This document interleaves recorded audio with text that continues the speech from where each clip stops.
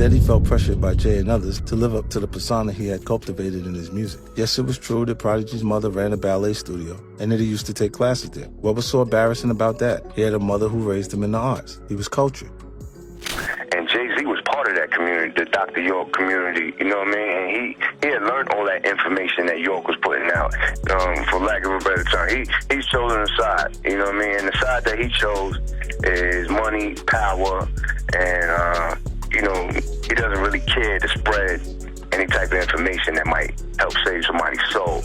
You know what I'm saying?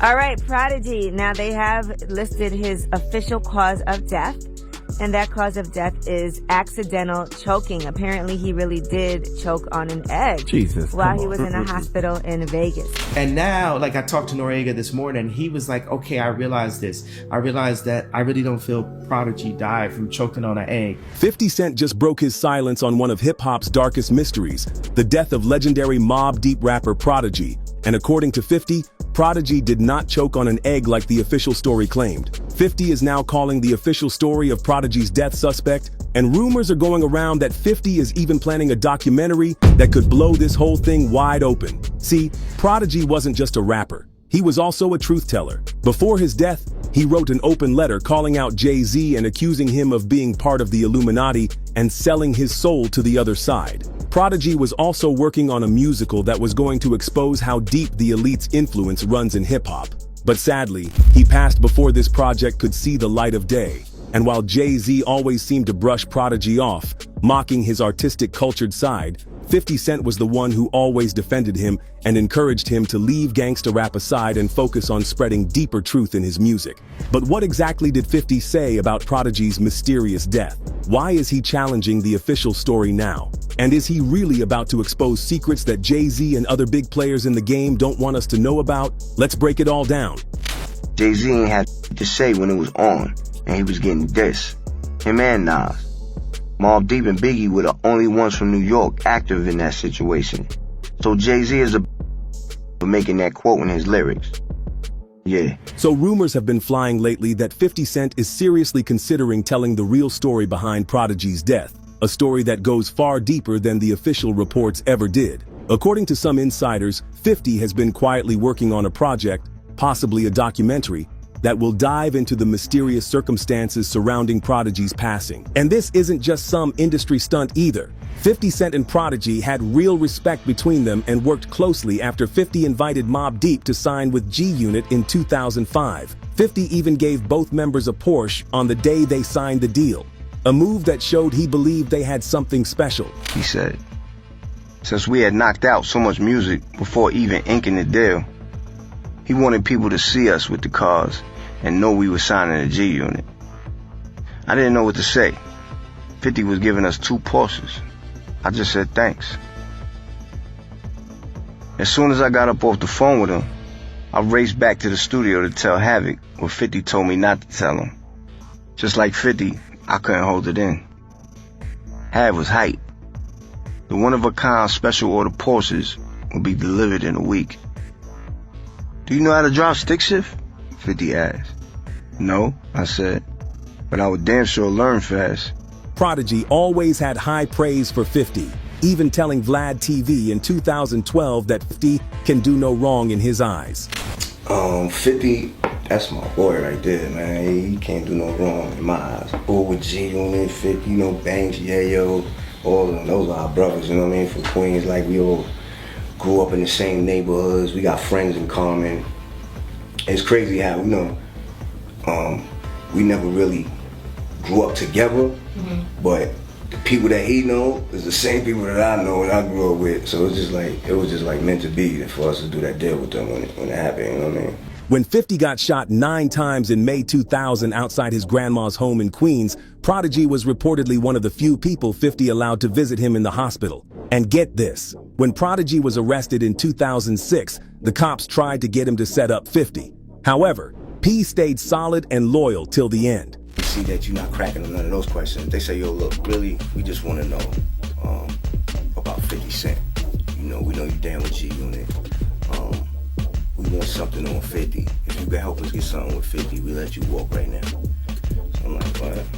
So, you know, my mind, you know, I snap it to strategic thinking. You know what I'm saying? Now I'm thinking strategic. Now I want to hear more I want to hear how far these people are willing to take this. So now I start acting like I'm willing to help them, right? And I start saying things like, I put my head down like this. Can I get a cigarette? You know what I'm saying? I start doing things like that, and they start thinking like, oh yeah, he's thinking about it. You know what I mean? So now I'm getting them to talk. Now they talking. Now they like, yo, listen, maybe does 50 use drugs? Does he buy drugs? Does he do anything illegal? Does he sell guns? So now I'm just like, I don't know. You know what I'm saying? So now they like, well, would you be willing maybe? So does he let you in his car? Does he let you in his house? Would you be willing maybe to drop some drugs in his car? Or maybe drop a gun in his car and then give us a call? I'm like, wow. I'm like, yo, these people was ill, right?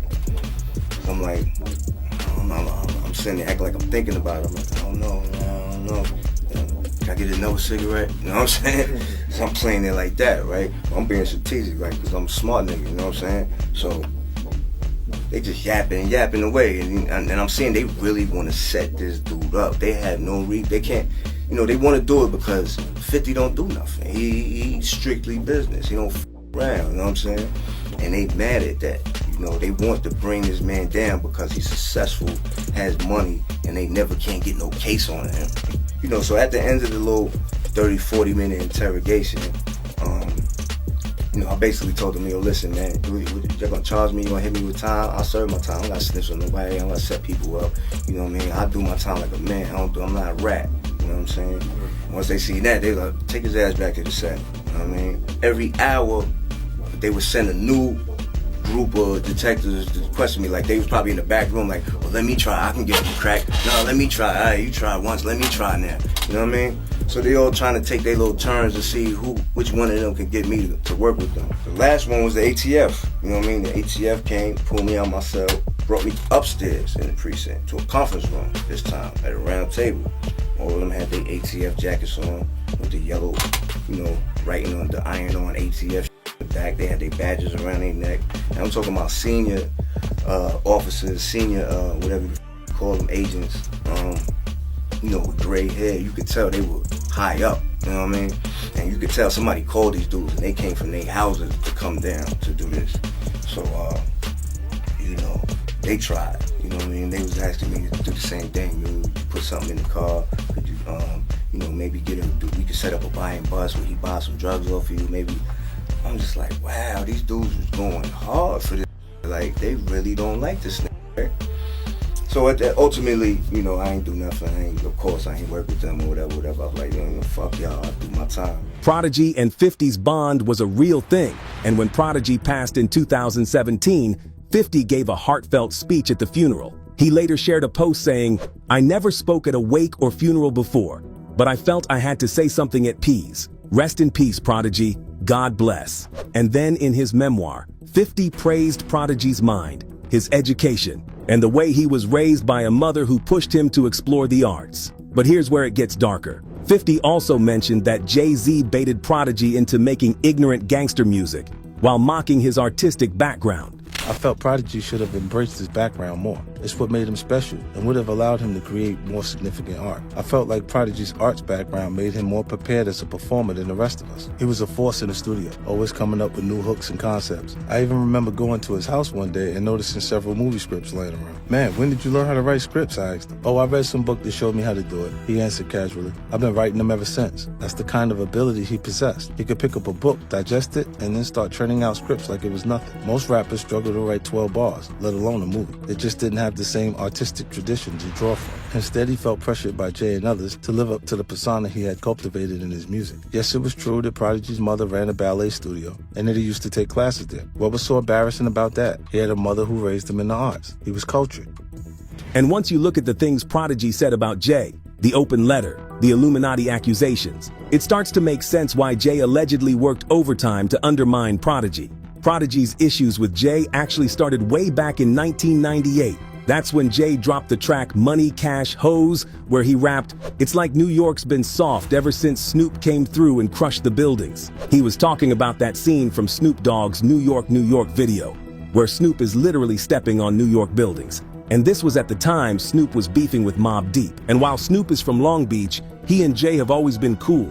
So when Jay brought up that moment, it felt like he was backing Snoop and low-key dissing New York, and by extension, Mobb Deep. That didn't sit right with Prodigy or a lot of people on the East Coast, and it added more fuel to the fire during a time when East versus West tension was already at a high.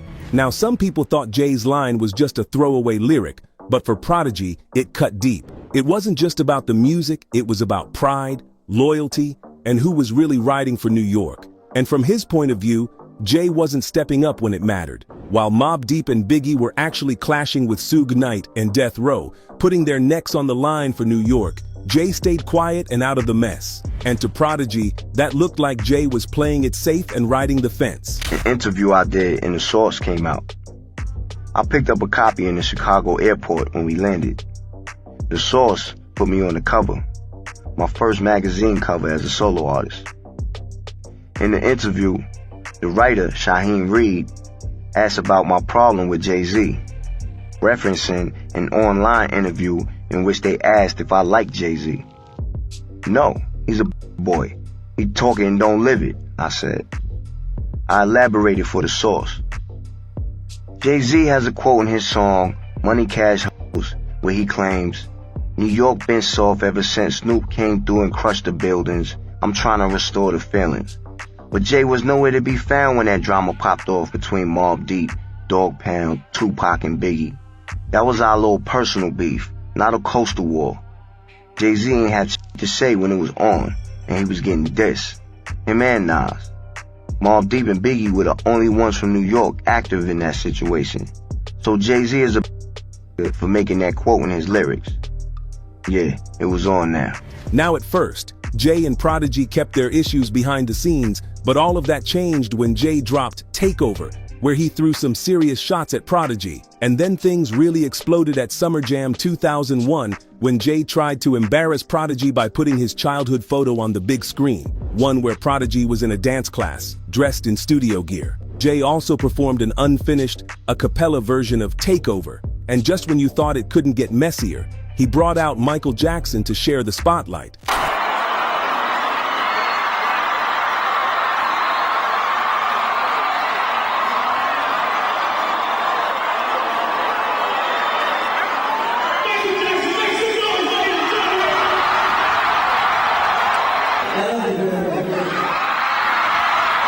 Tell me about Summer Jam 2001. Crazy. It's live. We the champions. You heard Michael it. Jackson.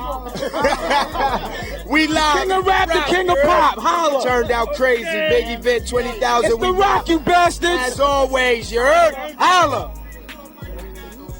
Beanie. We don't do much. Summer Jam 2001, man. How was it for you, man? We don't do much. We right here. Big celebration as always, man. We don't do much. That's it. It's a wrap.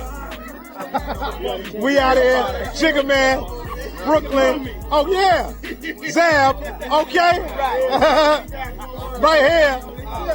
All day. It's just the beginning. It's about to be crazy. But Jay didn't stop there either. He followed up by posting more photos of young Prodigy, including one where he's wearing that iconic Thriller-style jacket. And then Jay tied it all into his lyrics, rapping, "I don't care if you Mobb Deep. I hold triggers the crew. You little fuck, I got money stacks bigger than you. When I was pushing weight back in '88, you was a ballerina. I got the picture, I seen you.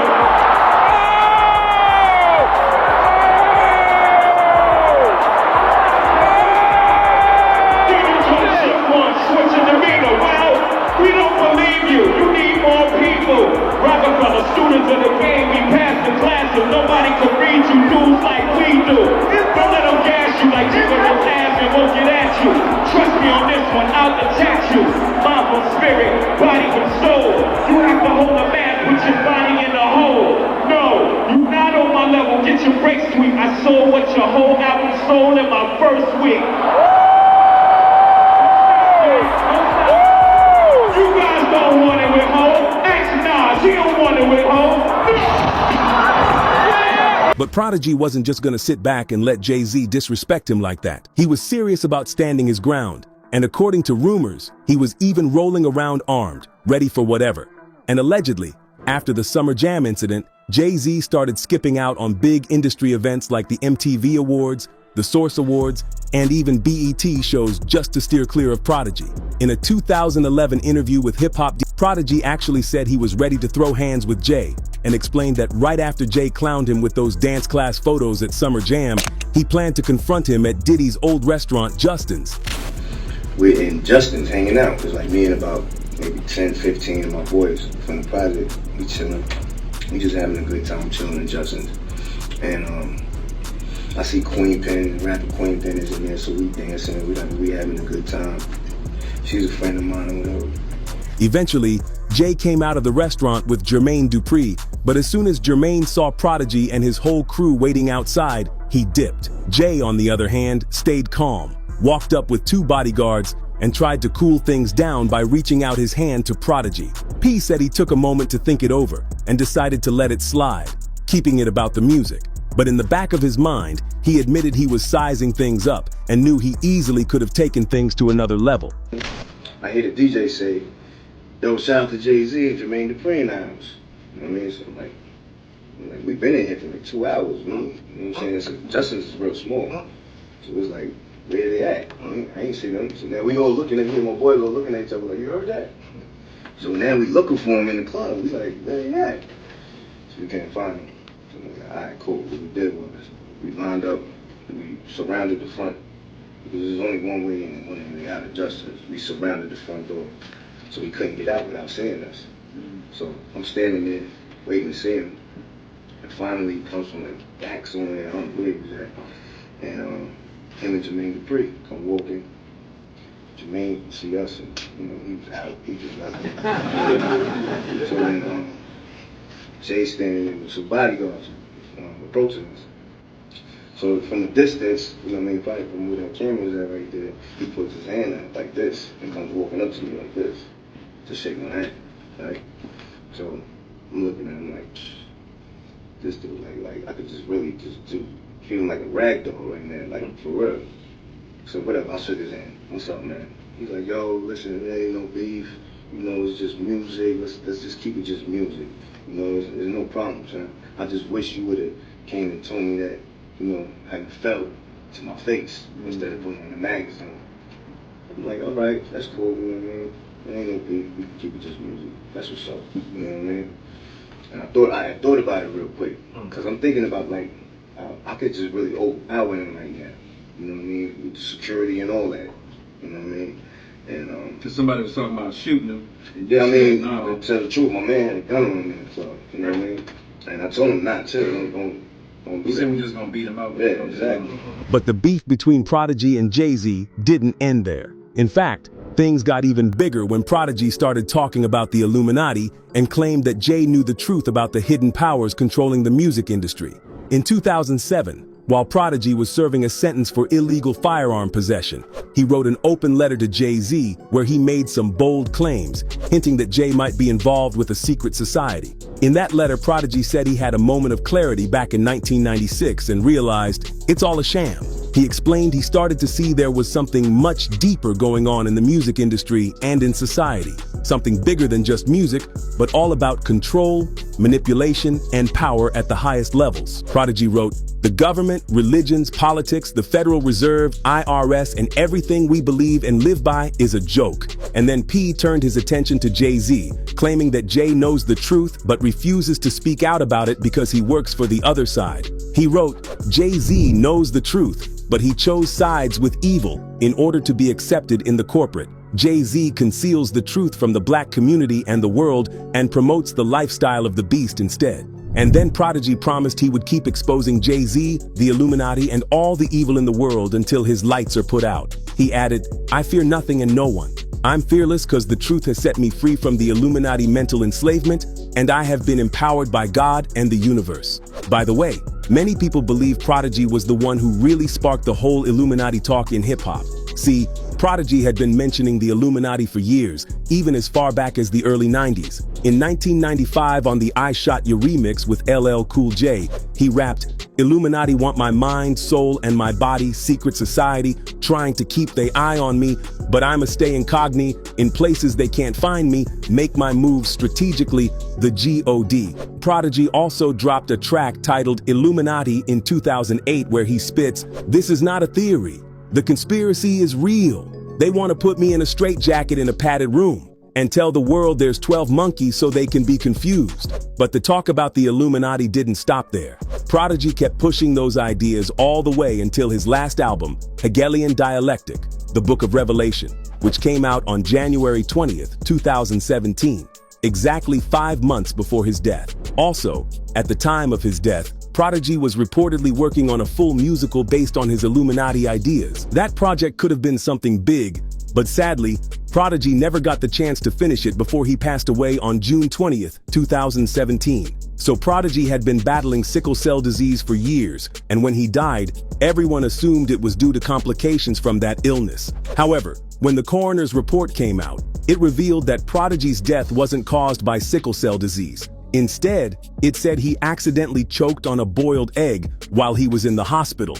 The news about Prodigy choking on a boiled egg was already strange enough, but then things took another turn when Prodigy's family went to court, filing a lawsuit against Spring Valley Medical Center in Las Vegas. The lawsuit exposed that the hospital didn't properly maintain a working IV and failed to monitor Prodigy's oxygen levels, even though the doctors had given orders to do so. As for Prodigy's fans, they never bought into the official story, and they're still convinced he was taken out because he was getting too close to the truth. And it wasn't just the fans. Kanye also recently mentioned Prodigy's death in an interview with Candace Owens. However, YouTube quickly removed the interview and suspended Candace for a week. And now, like, I talked to Noriega this morning, he was like, okay, I realized this. I realized that I really don't feel Prodigy died from choking on an egg. But it goes deeper. Candace later talked about what Kanye said on her show and brought up an old interview with Prodigy where he talked about some disturbing rituals that allegedly happen in the elite circles. People don't believe that Prodigy choked on an egg, and I had no idea what he was referring to, and I just wanted to let you guys know that there was a rapper named Prodigy who began speaking out about the Illuminati. He basically said, I have this platform and I want to use my platform for good to wake up the masses to what's really going on in society. And so I am going to dig up this old clip of Prodigy right before he mysteriously choked on an egg. And he decided to speak with Alex Jones. Take a listen to what Prodigy had to say. Yeah, they doing all this ritualistic murder and rituals on little, you know, they molesting little kids, doing satanic sex rituals. Like, this stuff is really going on in this world. Like, on 9/11, you know what I mean, what they did was they killed 20 birds with one stone. You know what I'm saying? That's how I like to say it. You know what I mean? Because they changed all kinds of laws. They changed all kinds of they changed people's mentality, the way they look at the world.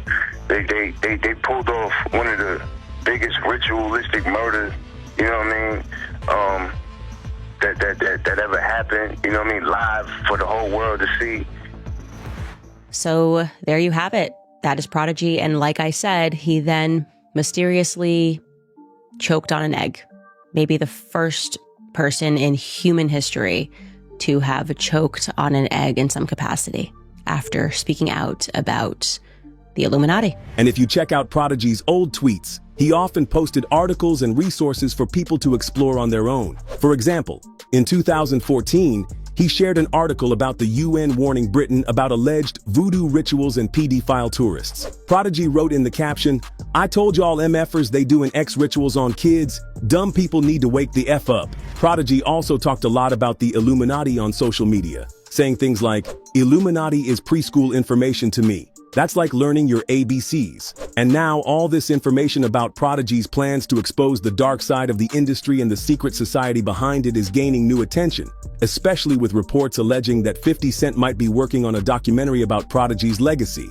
So in the meantime, let's hear your thoughts on all this. Did Prodigy know too much? And do you think his death is connected to his Illuminati claims and those allegations about Jay-Z? Do you think there's some dark symbolism behind claims he choked on an egg? Drop your thoughts in the comments below and don't miss this next video.